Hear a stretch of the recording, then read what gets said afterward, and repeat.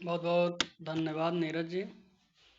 आज का जो विषय इन्होंने डिसाइड किया है, दर्शन शास्त्र में चरित्र निर्माण की संकल्पना, तो कठिन विषय है। विषय इतना सरल नहीं है। चरित्र निर्माण को कहने के लिए तो हम एक अ, वाक्य में कह देते हैं कि चरित्र निर्माण, वास्तव में देखा जाए तो चरित्र निर्माण एक दिन की प्रक्रिया नहीं है। कहते हैं कि नेक बनने के लिए पूरा जीवन कम पड़ जाता है, और बुराई तो हमें एक दिन में मिल जाती है। चरित्र निर्माण की जो प्रक्रिया है वो सतत चलने वाली प्रक्रिया है। हम यहाँ कुछ बता दें और हम यह आशा करें कि आज से सब चरित्रवान हो गए, तो ये शायद तर्क सम्मत नहीं होगा। और जो ये संस्थाओं का निर्माण है, जो संस्थाएं बनी हुई हैं, चाहे विद्यालय हो चाहे विश्वविद्यालय हो, शायद उनका उद्देश्य भी चरित्र निर्माण ही है। उनका निर्माण फिजिक्स केमिस्ट्री मैथ पढ़ाना नहीं है, क्योंकि फिजिक्स केमिस्ट्री मैथ पढ़ाने के लिए हम ट्यूटर नियुक्त कर सकते हैं। वो आएगा हमारे घर पे ही पढ़ा के चला जाएगा। तो ये विश्वविद्यालयों की स्थापना, विद्यालयों की स्थापना का उद्देश्य एकमात्र है चरित्र निर्माण करना। क्योंकि यह माना जाता है कि जब बच्चा विद्यालय जाएगा, स्कूल जाएगा, तो वो पढ़ने का ढंग सीखेगा, कैसे किसके साथ बर्ताव करना है ये सीखेगा, कैसे उठना है कैसे बैठना है इसको सीखेगा। तो कॉलेज की संस्थापना स्थापना जो हुई है, ये चरित्र निर्माण की ही के लिए है। और चरित्र निर्माण के लिए सतत हमें प्रयास करना चाहिए। आज की जो प्रक्रिया है, आज का जो युवाओं का सोचना है, आज हम कहते हैं कि जह विधि नाथ होए हित मोरा करऊं सुबेग दास मम तोरा। हाँ, तो मतलब एन केन प्रकारण, किसी भी प्रकार हमारा हित हो, तो एन केन प्रकारण नहीं, विधि भी ठीक ठाक हो, विधि की भी पवित्रता हो, साधन की भी पवित्रता हो, यह भी जरूरी है। जह विधिनाथ से काम नहीं कर चलेगा। एन केन प्रकारण कहने से हमारा उद्धार होने वाला नहीं है, हम सही रास्ते पे नहीं जा पाएंगे। हाँ, हो सकता है हम क्षणिक सुख को प्राप्त कर लें, हाँ कुछ देर के लिए हमें तात्कालिक लाभ मिले, लेकिन वो तर्क सम्मत नहीं है, न्याय सम्मत नहीं है।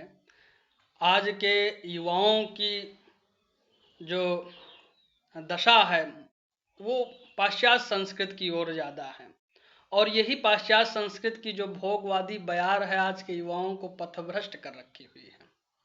आज का हर एक युवा बड़ा आदमी बनना चाहता है, कितना सारा पैसा कमा ले, भौतिक साधन चाहिए उसके लिए, और इसीलिए वह परेशान है। बड़ा आदमी बनना चाहता है, पैसा कमाना चाहता है, फिल्मों में घूमना चाहता है। उसका केवल एक नारा है कि कल क्या होगा किसको पता, अभी जिंदगी का ले लो मजा, केवल अभी जिंदगी है, अभी को देखो। चारवाकी ढंग से जीने का प्रयास करते हैं।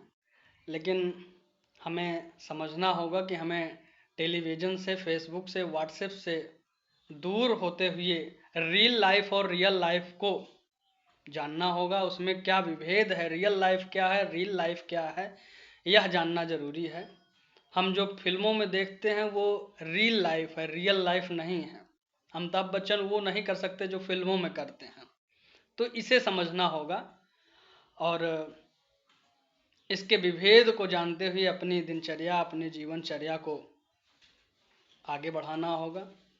समस्या ये आ जाती है कि आज हम बड़ा आदमी बनने के चक्कर में और अपनी प्रोफाइल मेंटेन नहीं करते, वर्तमान को नहीं देखते, अपने चरित्र निर्माण की प्रक्रिया को भूल जाते हैं। और यही नहीं, माँ बाप भी बच्चे के भविष्य को सुख से भरना चाहते हैं, और इसके लिए वो उसके चरित्र निर्माण की प्रक्रिया भूल जाते हैं, जो बहुत ही ज़रूरी है। वो अंग्रेजी, मतलब कि मैकाले शिक्षा नीति के तहत अपने बच्चे को तो तन से तो भारतीय लेकिन मन से अंग्रेज बनाना चाहते हैं। अगर उनका बच्चा गुड मॉर्निंग गुड आफ्टरनून कह रहा है तो उससे ज़्यादा वो प्रफुल्लित होती है। और बाद में फिर जब बहू आती है तो सोचते हैं कि वो हमारे पैर छुए, हमें सम्मान दे। तो फिर जब गुड मॉर्निंग गुड आफ्टरनून का जमाने में फिर वो जो बहू होती है वो भी गुड बाय कह के चली जाती है। तो ज़रूरत है कि हमें अपनी संस्कृतियों को, परंपराओं को जीवित रखना होगा, और माँ बाप को भी बच्चों को कहानियों से जोड़ें, उन्हें प्रेरक कहानियाँ सुनाएं, भारतीय संस्कृति के बारे में बताएं, क्योंकि हमारी समझ से अगर चरित्र निर्माण होगा, करेक्टर हमारा लाइट होगा, तो फ्यूचर अपने आप ब्राइट हो जाएगा। तो ज़रूरत है करेक्टर को लाइट करें, फ्यूचर अपने आप ब्राइट होगा।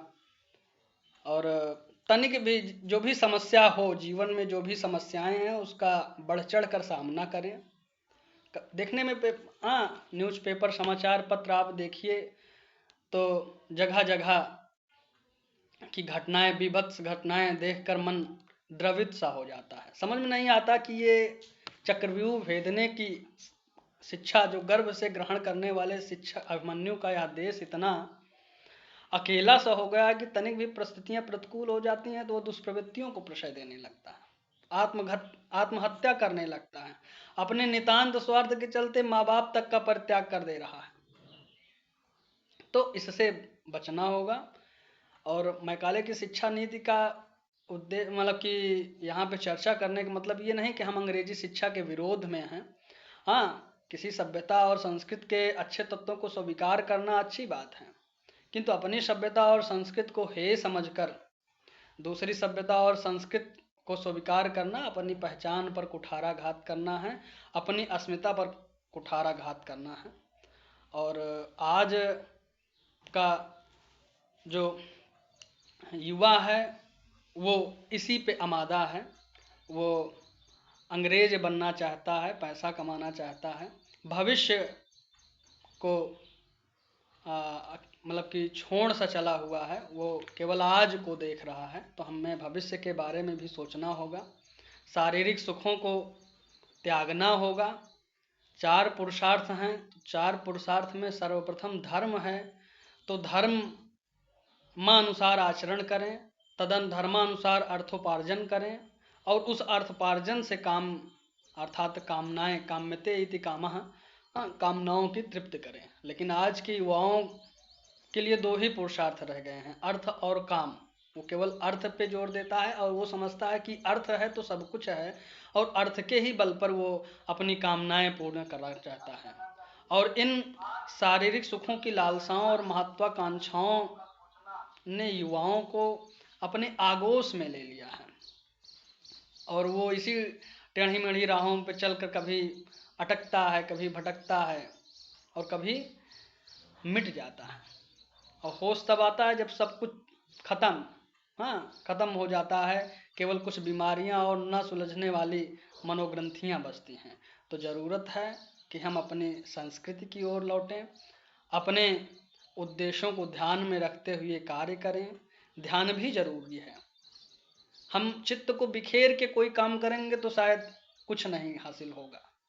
हम थोड़ा, कुमार विश्वास जी कहते हैं कि हम थोड़ा सचिन तेंदुलकर बनना चाहते हैं, थोड़ा अमिताभ बच्चन बनना चाहते हैं, थोड़ा पढ़ना लिखना भी चाहते हैं, और परिणाम क्या होता है कि हम कुछ भी नहीं हासिल कर पाते हैं, हम कुछ भी नहीं बन पाते हैं।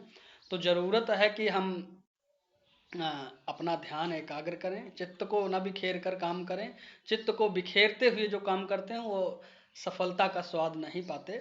तो ज़रूरत है कि अपने चित्त को ध्यान में रखते हुए, अपने लक्ष्य को ध्यान में रखते हुए कार्य करें, अपनी संस्कृति को समझें और तदनुरूप आचरण करें। अब प्रश्न उठता है कि संस्कृति है क्या?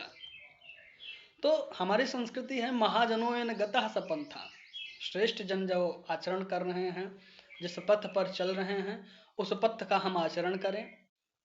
हमारी संस्कृति है स्नेहम दयम च सौख्यम च यदि वा जानकीम अपि आराधनाय लोकस्य मुच्यतो नास्ति में बता।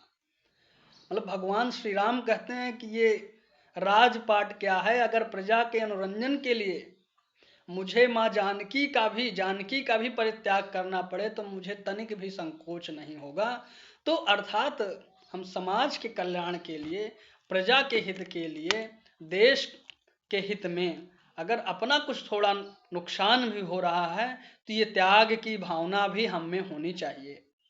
प्रातः काल उठ के रघुनाथा माता पिता गुरु नावय माता, आज हम गुड मॉर्निंग गुड आफ्टरनून की बात कर रहे हैं, गुड नाइट कह के सो रहे हैं। तो भगवान राम का क्या आचरण था कि प्रातः काल उठ के रघुनाथा, माता पिता गुरु नावे माथा, अपने माँ पिता का सम्मान करें, गुरुओं का सम्मान करें। आज हम जो कुछ भी हैं वो गुरुओं की ही देन है। हम अगर कुछ बोल पा रहे हैं तो वो हमारे गुरुओं का ही, माता पिताओं का ही स्नेह है, आशीर्वाद है। तो उनका सम्मान भी जरूरी है। कराग्रे वस्ते लक्ष्मी कर मध्य सरस्वती कर मूले तो गोविंदा प्रभाते कर दर्शनम। हाँ, सुबह जो हमारी दैनिक जीवनचर्या है उसको एक संस्कृति निष्ठ वातावरण प्रदान करें। हाँ, कैसे उठना है, कैसे बैठना है, कैसे संध्या करना है, ये सब भी जरूरी है। इन सब का भी एक मनोवैज्ञानिक प्रभाव पड़ता है। हो सकता है कि इसमें से बहुत से लोग हों जो धर्म को ना मानने वाले हों, नास्तिक से हों। हालांकि दर्शन के विद्यार्थी हैं तो नास्तिक का मतलब ये नहीं है कि ईश्वर को विश्वास न करने वाला है। तो मतलब फिर भी जो एक मतलब कि समाज में प्रचलित परिभाषा है वो यही है नास्तिक की, कि जो ईश्वर में विश्वास नहीं करता। तो जो उससे भी हैं जो ईश्वर में विश्वास नहीं करते हैं वो भी संध्या करें। थोड़ा दो चार, संध्या का मतलब ये है कि ध्यान करें, हमें क्या करना है इस पे विचार करें। नहीं तो यही ना कि सूर्यास्त और सब मस्त, अगर इसमें हम चलेंगे तो हमें शायद कुछ नहीं प्राप्त होगा। जरूरी है कि हम अपने कल की दिनचर्या पे आज शाम को ही विचार करें और इन सब को अपनाने, इन सब को जान लेना ही मात्र पर्याप्त नहीं है। क्योंकि दुर्योधन भी कहता है कि जानामि धर्मम न च मे प्रवृत्ति, मैं धर्म को तो जानता हूँ कि धर्म क्या है, अधर्म क्या है, क्या उचित है, क्या अनुचित है। नीति शास्त्र हमें उचित अनुचित का ज्ञान कराती है। एवं कर्तव्य में न कर्तव्यम मिथ्यात्म को यो धर्म या नीति, क्या करनी है, क्या करनी है, क्या उचित है, क्या अनुचित है, इसका ज्ञान नीति शास्त्र कराती है। और सब नीति शास्त्र को पढ़ने वाले लोग हैं यहाँ। तो नीति शास्त्र को पढ़ के, संस्कृतियों को जान के, हाँ, उचित अनुचित का भान होते हुए भी हम इधर उधर भटक सकते हैं। तो संस्कृत के ज्ञान के साथ साथ संकल्प का होना भी जरूरी है। संकल्प का होना जरूरी का मतलब कि मैं ये काम करूँगा, क्योंकि बिना संकल्प संस्कृतियों के ज्ञान के कुछ होने वाला नहीं है। दुर्योधन, जैसे हमने बताया कि दुर्योधन कहता है कि जानामि धर्मम न च मे प्रवृत्ति, मैं धर्म को जानता हूँ कि धर्म क्या है, अधर्म क्या है, उचित क्या है, अनुचित क्या है, लेकिन मेरी उसमें प्रवृत्ति नहीं है। तो हमारी उसमें प्रवृत्ति हो, हम धर्म को जाने ही नहीं, धर्म का आचरण करें, तो शायद कुछ चरित्र निर्माण की प्रक्रिया की ओर हम अग्रसर होंगे। हम ये नहीं कहते कि आज ही हम सब चरित्रवान हो जाएंगे। हाँ, और हमारा मतलब कि हम लेक्चर दे दिए तो हम बहुत बड़े चरित्रवान हैं, या हमारा, हाँ, तो ये आचार्य परंपरा जो थी, आचार्य परंपरा ये थी कि हम उसके आचरण से कुछ सीखें। तो घर परिवार में भी वैसा वातावरण बने। हम अगर शिक्षक हैं तो शिक्षक का क्या दायित्व है, शिक्षक कैसे आचरण करे, ध्यान देना जरूरी है। तो इसके लिए इन सब चीज़ों पे हमें ध्यान जरा जरूरी है। हमारे जो घर के बुजुर्ग हैं, घर परिवार के जो वृद्धजन हैं, उनसे हम कुछ सीखें, उनके पास बैठें। उनका भी दायित्व है कि हमें अपने अतीत से जोड़ें, अतीत के बारे में बताएं, क्योंकि इतिहास भी हमें बहुत कुछ अच्छा बुरा करने में सहायता प्रदान करता है। तो उसको जानें, उनके पास बैठें। शायद यही चरित्र निर्माण की प्रक्रिया में वो होगा। और रही बात दर्शन की भूमिका की, तो हमारी समझ से आज समाज में जो भी समस्याएं हैं, उन समस्याओं का कारण है मन का अशांत होना। आज हमारे पास समस्त भौतिक संसाधन होते हुए भी हमारा मन शांत नहीं है, हम क्षिप्त से हैं, विक्षिप्त। हाँ, चित्त मनो भूमिया आप लोग पढ़े हैं, क्षिप्त विक्षिप्त। तो जो ये विक्षिप्त है, ये इसका एकमात्र कारण है कि मन का अशांत होना, हमारा मन अशांत है। तो मन का शांत कैसे होगा? तो मन को शांत करने के लिए हमारे यहाँ योग प्रक्रिया है, ध्यान प्रक्रिया है। और हमारे वैदिक सूत्र मंत्रों में भी कहा गया है कि यज् जागृतो दूरमुदयत दैवम तद सुप्तस्य तथैवेति दूरंगम ज्योतिषम ज्योतिरेकम तन्मे मनः सुख संकल्प मस्तु। हमारा जो ये मन मस्तिष्क है, ये कल्याणकारी अ, शिव संकल्प मस्तु कल्याणकारी भावनाओं से ओतप्रोत हो। हम हमारे मन में कल्याणकारी विचार आए, और मन जब शांत होगा तो हमारी समझ से जो भी समस्याएं हैं उनका समाधान स्वमेव हो जाएगा। तो ज़रूरत है कि हम अपनी, जो अगर निष्कर्ष रूप से कहा जाए, कि हम अपनी संस्कृतियों को जानें, उसके अनुसार अनुसार हम आचरण करने का प्रयास करें, अपने माता पिता गुरुजनों के समीप बैठें, उनसे कुछ सीखने का प्रयास करें, अपनी प्रोफाइल को मेंटेन करें। बहुत भविष्य के चक्कर में भागते हुए हम अपनी प्रोफाइल को न बिगाड़ें, हम अपने करेक्टर को न बिगाड़ें, हम अपनी प्रोफाइल को बेहतर करें, उसे संवारें, और करेक्टर को लाइट करें, फ्यूचर ब्राइट होगा। प्रोफाइल का मतलब फेसबुक की प्रोफाइल नहीं है कि हम उसमें बड़ा बड़ा अच्छा अच्छा लिख दिए। तो हम अपने जीवन को संवारें, अपने को सुदृढ़ करें, सफलता हमें जरूर मिलेगी, और हम चरित्र निर्माण की प्रक्रिया की ओर अग्रसर बढ़ेंगे। धन्यवाद।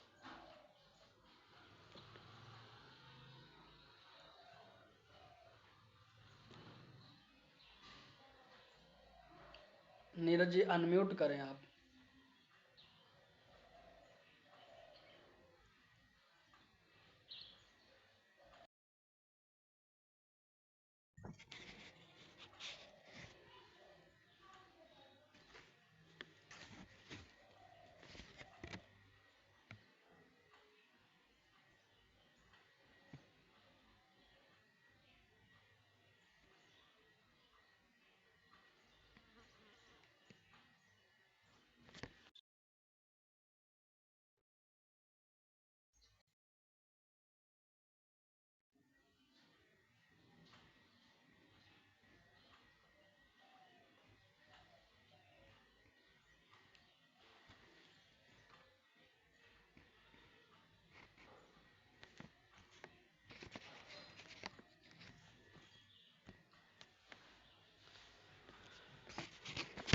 नीरज जी अनम्यूट करें।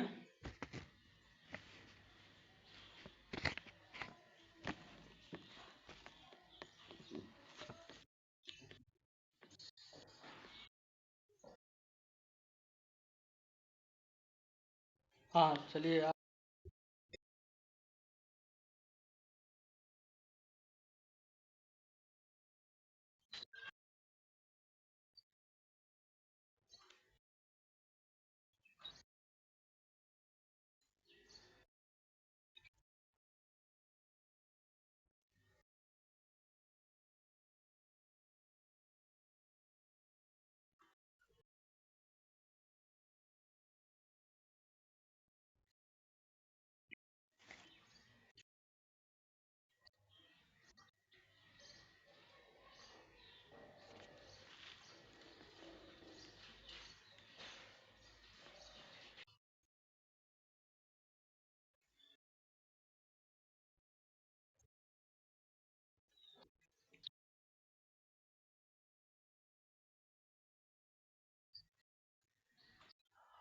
हम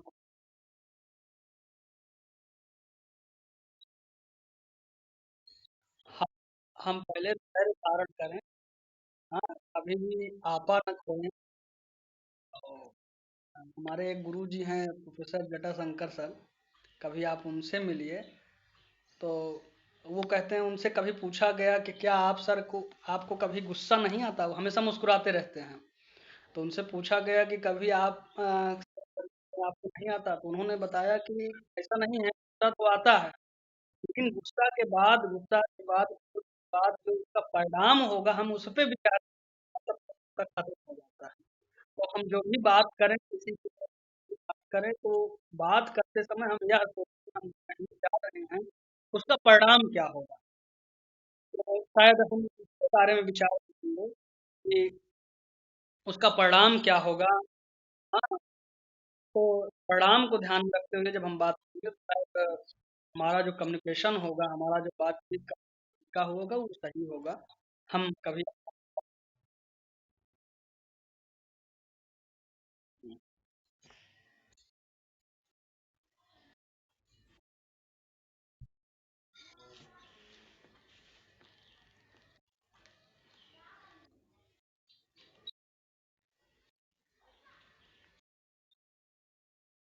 हाँ बता।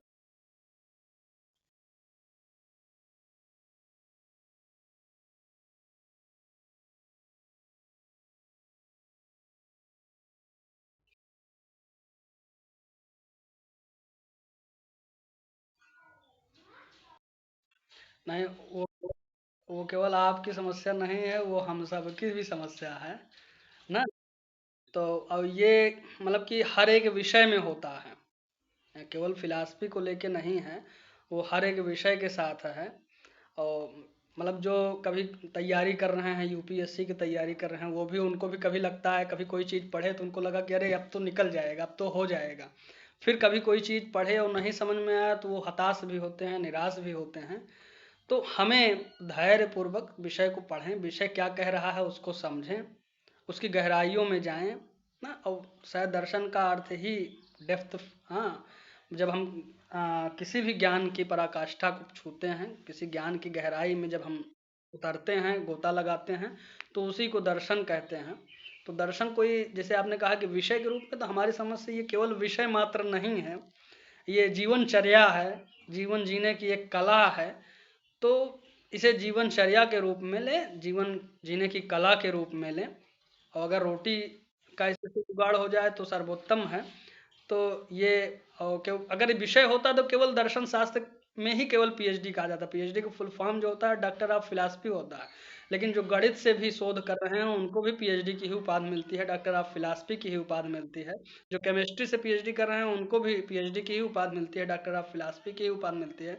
तो हमारी समझ से फिलॉसफी केवल विषय नहीं है, या एक कला, ज्ञान की गहराई में गोता लगाना है, और एक जीवनचर्या है, जीवन जीने की कला है।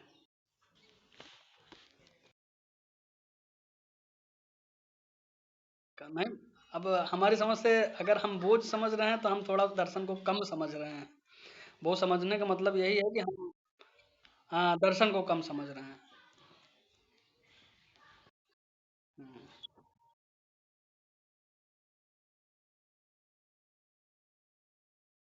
हम्म।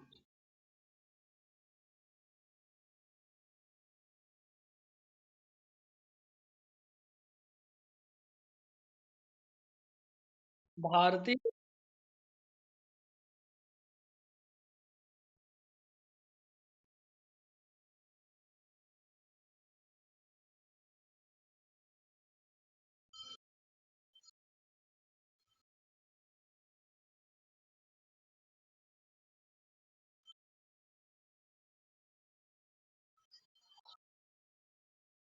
पहली बात तो हम आपको करेक्ट करेंगे कि भारतीय दर्शन में 9 दर्शन नहीं, 6 दर्शन हैं, 6 दर्शन हैं। न्याय, वैशेषिक, सांख्य, योग और मीमांसा। मीमांसा में दो हो जाते हैं, पूर्व मीमांसा और उत्तर मीमांसा। पूर्व मीमांसा को हम मीमांसा कहते हैं और उत्तर मीमांसा को वेदांत कहते हैं। तो ये हमारे 6 दर्शन हुए। और बाकी में आपके, अब मिला के आप जिसकी चर्चा कर रहे हैं 9 दर्शन, जैन, बौद्ध और चारवाक की चर्चा कर रहे हैं। तो भारतीय दर्शन में जो 6 दर्शन की चर्चा हुई, वो आस्तिक संप्रदाय से लोग उसकी चर्चा करने लगते हैं। और रही बात दर्शन शास्त्र से पीएचडी करने की, तो वो अपनी अपनी रुचि के हिसाब से हो सकता है। कभी किसी को कुछ रुचकर लग गया। हम लोग तो दर्शन इसलिए पढ़ रहे हैं कि प्रोफेसर ऋषिकांत पांडे सर के कारण पढ़ रहे हैं। और आपका और कुछ प्रश्न क्या था, हम भूल रहे हैं।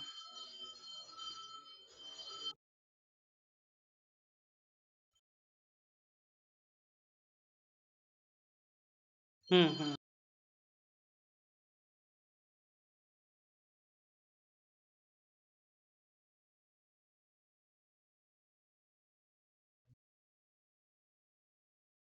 नहीं। हाँ,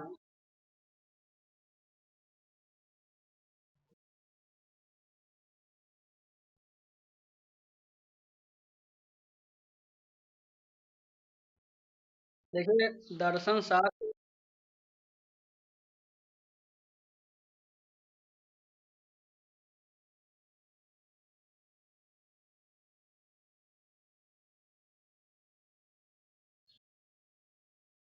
देखिए आज अगर किसी से पूछा जाए कि आप पढ़ क्यों रहे हैं, तो वो केवल यही बताएंगे कि नौकरी के लिए पढ़ रहे हैं। और शायद इसीलिए किसी ने कहा है कि शिक्षे तुम्हारा नाश हो जो नौकरी के लिए बनी। हाँ, तो पहली बात तो उनको बताइए कि दर्शन हम इसलिए पढ़ रहे हैं कि सही जीवनचर्या अपनाएं। क्या सही है क्या गलत है इसका हमें भान हो, इसलिए हम दर्शन पढ़ रहे हैं।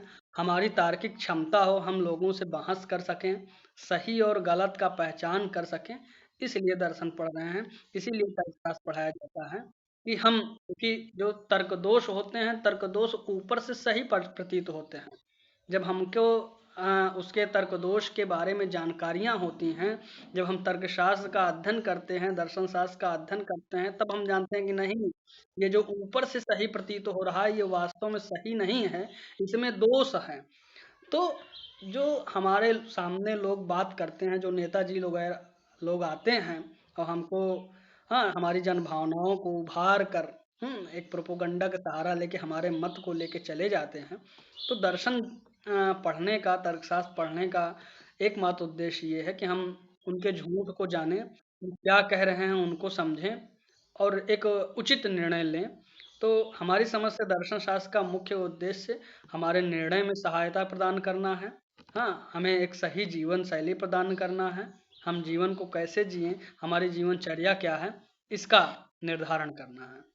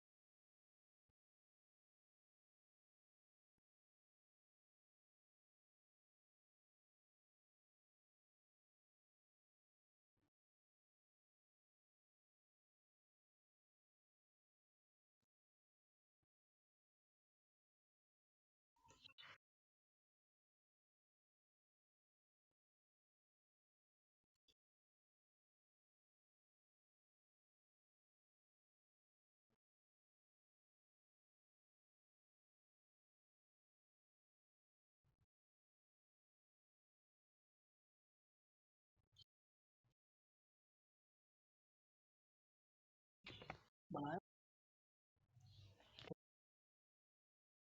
गया।